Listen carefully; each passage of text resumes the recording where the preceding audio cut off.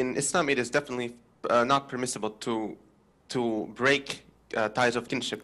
But what about when one of the parents, which is very forbidden to do, to break the ties of kinship with them, was very abusive, and not abusive as in he took medicine or he was in a bad place, but my dad, he took advantage of my mom to come from another country to Europe, and when he married her, he became very abusive. He hit my mom, he hit me, and then he divorced, and then we never talked again. So my question is, when I was a kid, I was very afraid of him. So I always said, no, I don't want to see him, I don't want to see him, I don't want to see him. And now, now that I'm older, I still do not want to see him, but I'm afraid of the punishment of Allah for me breaking this kinship. So my question is it permissible to break the ties of kinship with, in this case, my dad, if he was really, really, really abusive, and I've seen it, and I know that if I talk to him again, maybe I will get traumatized again, and jazakallah khairah.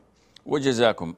Akhi, these psychological backlashes that so many of the Muslims nowadays are picking up and convincing themselves that, oh, to avoid the trauma, to avoid any such feelings, it's halal for me to do 1, 2, 3, 4. No, it's not. We have Islam to follow. We have a religion to comply with. So Allah tells you that your father is the middle gate of Jannah. You won't be able to enter Jannah without being dutiful to your father, being obedient, being respectful, regardless of his past.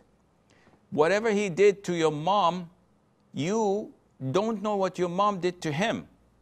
So she's a grown-up woman.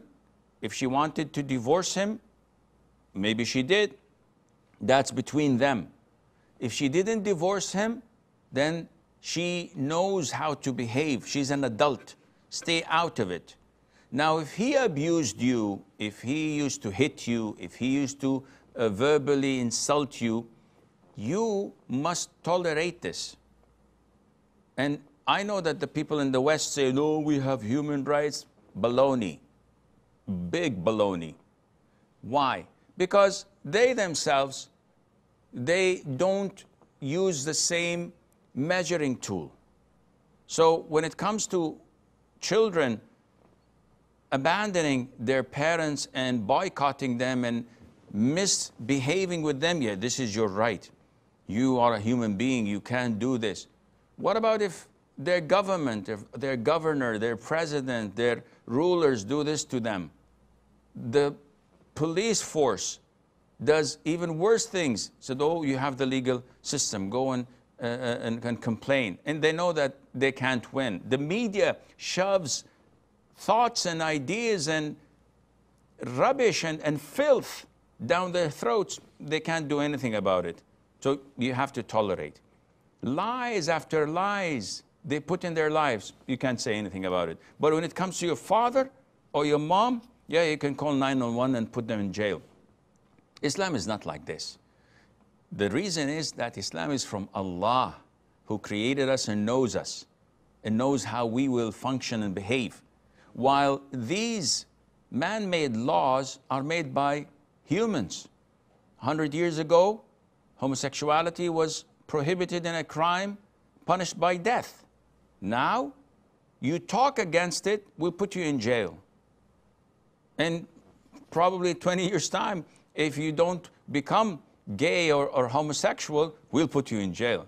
A'udhu billah. What kind of nonsense is this? So you have no choice. He's your father. Be diplomatic, be dutiful, be respectful. Try to win his pleasure and forget about the past.